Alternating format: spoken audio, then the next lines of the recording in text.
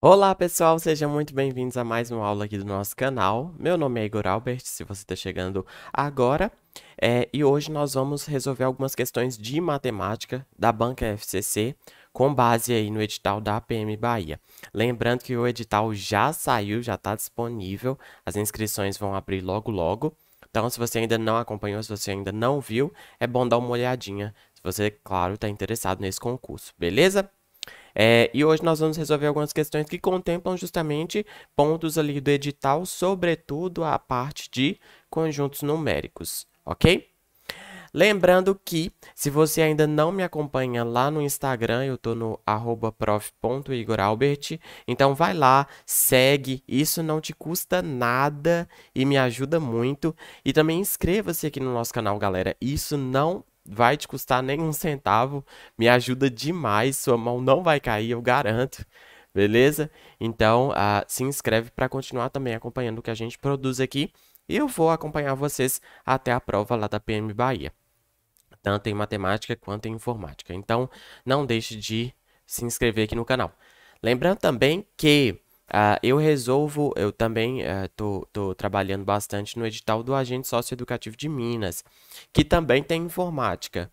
Então, se você vai tentar a PM Bahia, é bom, claro, resolver questões da FCC, mas também resolver outras questões, conhecer outros estilos de cobrança, porque muitas vezes a gente está acostumado naquele estilo da banca, mas a prova vem de um jeito um pouco diferente. Então, assiste também as aulas do Agente Socioeducativo, a parte de informática, que também contempla o edital da PM Bahia, ok?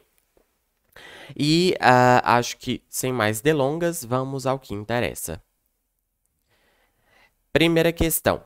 Lembrando que, se você está assistindo essa aula, o interessante é que você pause o vídeo na questão, tente resolver e depois a gente resolve junto, ok? Um aplicativo de entrega de comida apresenta apenas três opções de gorjeta aos clientes: R$ 5, R$ 1 ou não dar gorjeta. Amarildo concluiu 20 entregas em um determinado dia de trabalho em que recebeu um total de R$ 68 em gorjetas. Sabendo que em apenas 4 dessas entregas não recebeu gorjeta, o número de entregas em que recebeu R$ 1 de gorjeta foi. Galera, esse tipo de questão é um tipo de questão, inclusive, bastante comum, e o jeito de resolver ele é quase sempre o mesmo, com algumas variações. Então, vamos dar uma olhada aqui. Claro que, por exemplo, ele recebeu R$ 68 de gorjeta em 20 entregas, e na verdade, em 4 entregas, ele não recebeu gorjeta. Então, na verdade, é apenas em 16 entregas que ele recebe alguma gorjeta. Não teria como ele ter recebido R$ 1 em todas, porque ficaria R$ 16, ou seja, não é os R$ 68 que ele conseguiu. Também não daria para ser R$ 5 em todas, porque ficaria R$ 80 de gorjeta e ele recebeu só 68. O que a gente faz então nesse tipo de questão? Primeiro, vamos começar dividindo o tanto de dinheiro que ele recebeu de gorjeta pelo maior valor de gorjeta que ele pode receber, que é o 5. Então, 6 por 5 dá 1, sobra 1 aqui. 18 por 5 dá 3, aí fica 15, e aí sobram 3. Beleza. Não vou continuar a divisão, porque, na verdade, eu estou contando o número de entregas. Então, em 13 entregas, ele recebeu R$ 5 de gorjeta, ok? Opa, mas então ficaram faltando 3 entregas. Então, essas 3 entregas, ele recebeu R$ 1 de gorjeta. E aí, perceba, se ele recebeu 3 entregas R$ 1 e 13 entregas R$ 5, o que acontece? Aqui a gente tem 16 entregas e as 4 outras entregas ele não recebeu nenhuma gorjeta. Então, pronto. Descobrimos que em 3 entregas ele recebeu R$ 1 de gorjeta. Beleza? Alternativa D. Então, nesse tipo de questão aqui, a ideia vai ser, muitas vezes, essa, tá? De você pegar aquele valor total ali e ir dividindo pelos valores possíveis, que nesse caso eram gorjetas, e aí você vai pegar o resto da divisão e continuar dividindo. Então, por exemplo, se aqui a gente tivesse outros valores além do 1, a gente pegaria esse 3 e dividiria por 2, por exemplo. Aí sobraria 1. E aí esse 1 aqui, ou seja, em uma ele recebeu R$ 2 e em uma ele recebeu R$ 1. Isso aqui na hipótese de a gente ter outros valores ali de gorjeta que não só o 5 e o 1. Então a gente faria esse processo de divisão do resto, né, várias vezes. Beleza? Não é uma questão difícil, é uma questão tranquila e dá pra gente resolver. Claro que a gente tem que pegar o jeito. Vamos para a próxima? Questão de número 2, uma questão de frações. E, galera, frações tem muitas coisas importantes que a gente precisa saber. A gente precisa, por exemplo, saber calcular uma fração de um total. A gente precisa saber calcular somas, subtrações, multiplicações, divisões de frações. A gente precisa saber transformar a fração em número decimal. Beleza? E essa questão aqui, o interessante dela vai ser justamente fazer isso, de transformar as frações em números decimais. Lembrando, se você quiser, pause o vídeo para tentar resolver. Em relação às frações, 7 quinzeavos, 8 21avos e 2 quintos, tem-se que... E aí ele vai estabelecer uma relação de ordem entre essas frações. Ou seja, ele está colocando aqui da maior para menor, né? Por exemplo, na letra A, 7 quinzeavos é menor do que 2 quintos, que é menor do que 8 sobre 21? Não sei. Vamos descobrir isso agora. Nesse tipo de questão interessante, você tem duas possibilidades. Ou você coloca todo mundo no mesmo denominador, e aí você compara só os numeradores, ou você transforma em número decimal. Eu vou preferir transformar em número decimal. Então, vamos lá. 7 sobre 15. 7 sobre 15 nada mais é do que a divisão de 7 por 15. Então, vamos dividir. Aqui eu coloco 0. Lembrando que se você não sabe fazer divisão no papel, eu tenho uma aula aqui no canal. Vou deixar o link na descrição. Se eu não deixar, me avisa nos comentários que eu mando para vocês. E fazer divisão é fundamental, galera. É importante. Ah, Igor, eu não sei. Não tenho vergonha, não tem problema. Você só tem que aprender até o dia da sua prova. Beleza? Então, 70 por 15 dá 4. Dá 4. Isso. 4 vezes 5, 20. 4, 5, 6. Então, sobra 10. Coloco mais um 0. 100 dividido por 15 dá 6, 7. Acho que dá 6. 6 vezes 5, 30. 6 vezes 1, 6 com 3, 9. Então, sobra 10. Opa, então quer dizer que isso aqui vai ficar repetindo, né? Vai ser 6, 6, 6, infinito. Então, eu descobri que 7 sobre 15 é igual a 0,466. Beleza? Vamos pensar em 8 sobre 21 agora. Eu vou dividir 8 por 21. Coloco o 0 aqui e o 0, aqui. 3. 3 vezes 1, 3. 3 vezes 2, 6. 80 menos 63. Aqui dá 7. 7 menos 6, 17. 170 agora. 170 dividido por 21.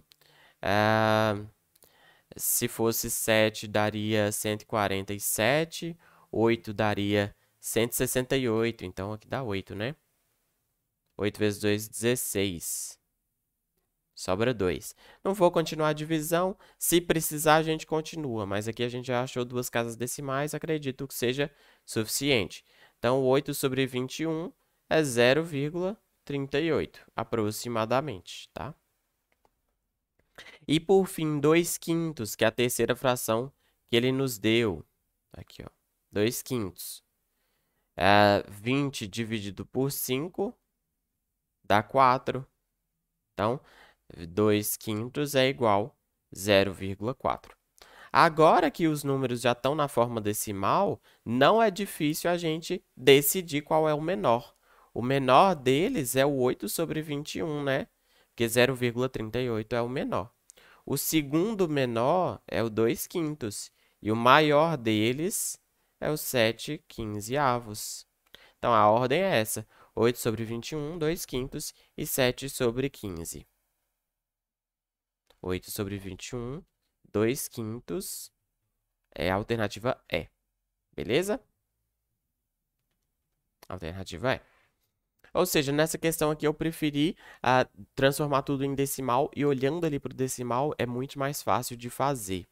Mas a outra possibilidade existe, né, de você deixar tudo no mesmo denominador. Mas é um processo que pode parecer mais complicado. Não é muito difícil, mas nesse caso aqui é melhor transformar em decimal. E assim, transformar em decimal nesse tipo de questão sempre vai funcionar. Então não tem problema. Belezinha? Podemos ir para a próxima? Questão de número 3. Já se inscreveu no canal? Já curtiu esse vídeo? Eu tô esperando, hein? Questão 3.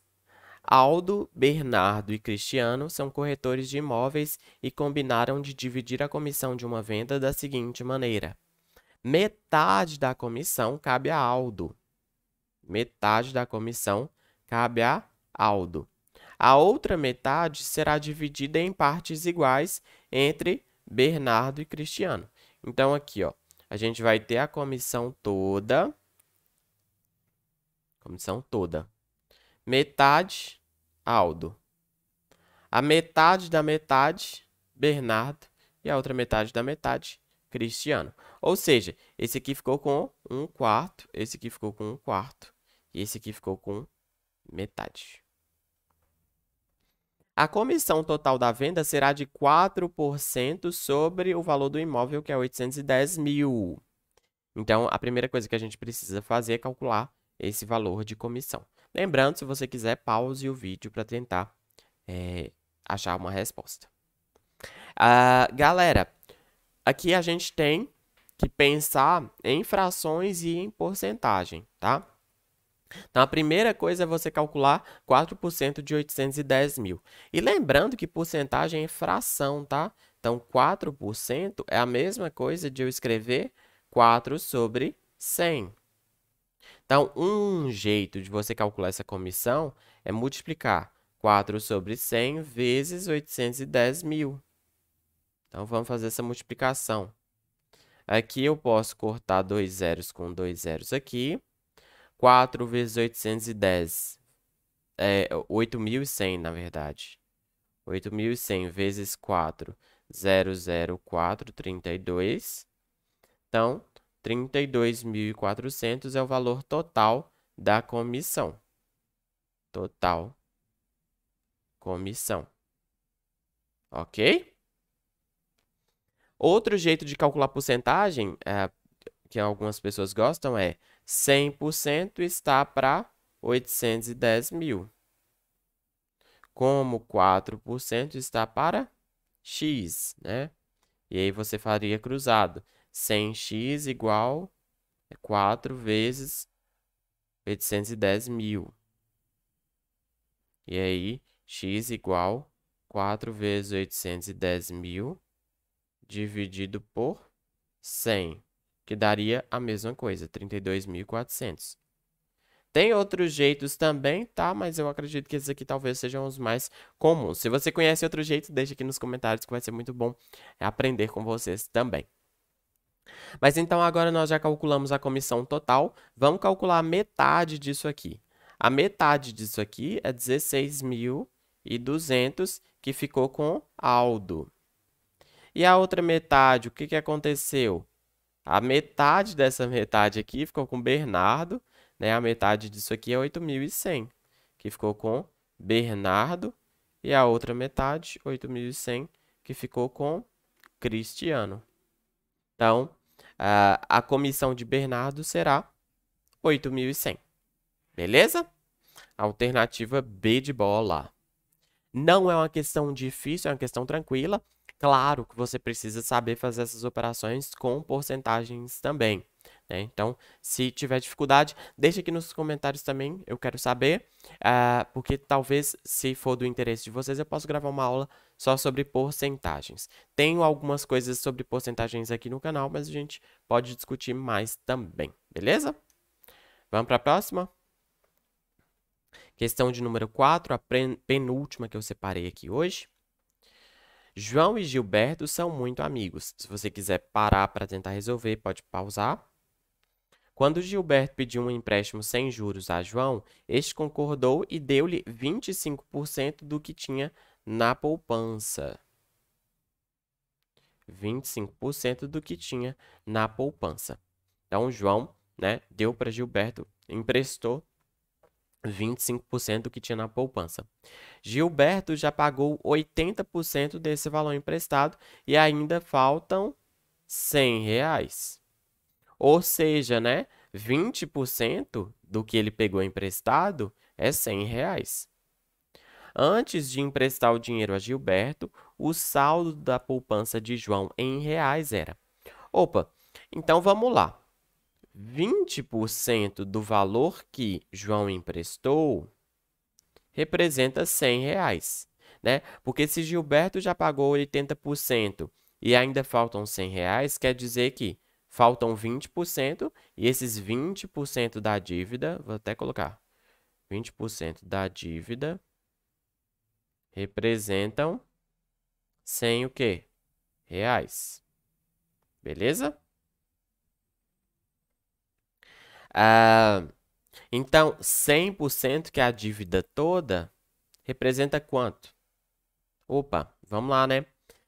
Aqui você pode resolver tradicionalmente pela regra de 3. Eu vou fazer de um jeito um pouco diferente, que talvez fique mais fácil. Daqui para aqui, você multiplicou por 5. Então, daqui para cá, você também tem que multiplicar por 5. 100 vezes 5, 500. Ou seja, R$ 500 é o valor emprestado. Emprestado. No total, tá?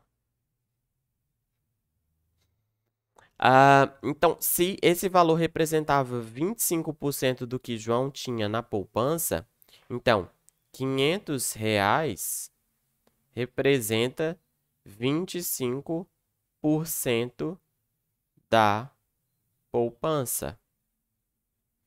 Eu gosto de colocar esses títulos na regra de 3, porque às vezes as pessoas resolvem a questão, resolvem até certo, só que elas se perdem ao dar nome para as coisas. Então, elas acham um número, não sabem interpretar e aí não sabem responder a questão. Já vi isso acontecer muito, muito, muito, muito.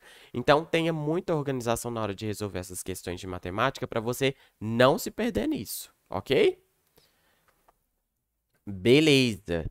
Então, eu quero saber quanto que era a poupança total de João. Opa, daqui para cá eu multipliquei por 4 e daqui para cá eu vou multiplicar por 4 também. Então, 500 vezes 4 é igual a R$ 2.000, que é a poupança total antes do empréstimo, né? Poupança total de João.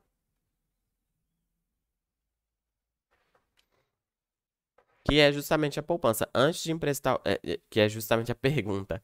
Antes de emprestar o dinheiro ao Gilberto, o saldo da poupança de João era R$ 2.000, alternativa A. Beleza? Galera, essas questões assim de frações, de porcentagem não são difíceis, mas a gente precisa saber interpretar e saber operar com essas coisas, porque senão realmente a gente se perde. Como que a gente aprende? Claro, assistindo aula, mas também resolvendo muita questão. Beleza? E vamos para a última questão de hoje. Um professor foi convidado a elaborar um determinado número de questões para uma prova e realizou a tarefa em 3 dias. No primeiro dia, ele elaborou metade das questões solicitadas. No segundo dia, ele elaborou metade das questões restantes. E, finalmente, no terceiro dia, elaborou 4 questões. O número total de questões solicitadas ao professor foi... Lembrando, se você quiser pausar o vídeo. Então, pessoal, o professor ele tinha um total de questões para elaborar. Tinha um total de questões para elaborar. No primeiro dia, ele elaborou metade. Então, primeiro dia. Essa situação aqui é idêntica àquela primeira que a gente resolveu lá. Das comissões, né? No segundo dia, ele elaborou metade das questões restantes. Então, ele elaborou metade da metade. E no terceiro dia, ele elaborou 4 questões. Ou seja, no terceiro dia, ele elaborou 4 questões. Aqui é fácil de a gente ver que é meio, né? E aqui cada pedaço é 1/4. Ah, Igor, eu não achei fácil de ver, não. Então, vamos entender por que é 1/4. No primeiro dia, não tem dúvidas, né? Ele elaborou metade das questões. Então, no primeiro dia, ele elaborou metade. Então, é 1/2. No segundo dia, ele elaborou metade das questões restantes. Se eu tenho um todo e tiro metade, que eu já resolvi, que eu já elaborei no primeiro dia, isso aqui eu coloco o denominador comum 2. 2 dividido por 1, que está aqui escondido. 2 dividido por 1, 2 vezes 1, 2. Menos 1. Isso aqui dá meio. Ou seja, isso aqui é o restante depois do primeiro dia. Igor, eu não sei fazer essa conta que você fez. Aqui a gente está usando o mínimo múltiplo comum para colocar o denominador comum. E depois a gente faz a operação de soma e subtração. Se você não conhece esse tipo de operação, deixa nos comentários que eu posso também gravar uma aula sobre isso. Beleza? Então, no segundo dia, ele elaborou a metade do que restou. Ou seja, ele elaborou metade da metade. Então, eu multiplico. Isso é 1/4. E no terceiro dia, ele elaborou o restante. Opa, se no primeiro dia eu já tinha elaborado meio, no segundo eu tinha elaborado 1/4, essa soma aqui é igual a... O mínimo múltiplo comum é 4. 4 dividido por 2 dá 2 vezes 1, 2. 4 dividido por 4, 1 vezes 1, 1. Então, ele já tinha elaborado 3/4. Ou seja, no terceiro dia, ele elaborou só 1/4 também. Beleza? Então, por isso que são essas frações que eu escrevi aqui para vocês. Se a gente desenha isso, talvez fique um pouco mais claro, como nesse desenho que eu elaborei. Então, o que eu descobri? Que 1/4 são 4 questões. Ou seja, no segundo dia também tinha sido 1/4. Então, aqui são 4 questões. Perceba, a soma do segundo com o terceiro dia, né, que é a metade, dá 8 questões. Então, no primeiro dia também tem 8 questões. Beleza? Porque no primeiro dia ele tinha resolvido a metade. Ou seja, a outra metade é segundo e terceiro dias. Então, segundo e terceiro dia somados dão 8 questões. Então, a outra metade também é 8 questões. E no total, isso aqui são 16 questões. No total. Alternativa C. Beleza? Alternativa C. Igor do céu, essa questão foi difícil. É o que eu falei. A gente vai precisar aprender a operar com frações, né? Porque um tópico do edital é conjuntos numéricos. Conjuntos numéricos, os racionais são, em geral, representados por frações, né? Então, saber operar com as frações é muito, muito, muito fundamental. Se você não conhece essas operações, se você não sabe fazer essas operações, deixa aqui nos comentários que eu posso gravar uma aula ou então recomendar alguma aula aqui do YouTube para vocês assistirem. Beleza? Me diga se vocês gostaram dessa aula. Se você gostou, deixa o like, inscreve-se no canal. Isso é muito fundamental para eu continuar fazendo isso aqui. Se inscreve também, aliás, me siga lá no Instagram, no @prof.igoralbert, tá aí na tela. E vai me contando nos comentários o que vocês estão achando dessas aulas. No mais, muito obrigado pela atenção de vocês, muito obrigado por estarem aqui comigo mais uma vez e até uma próxima. Falou!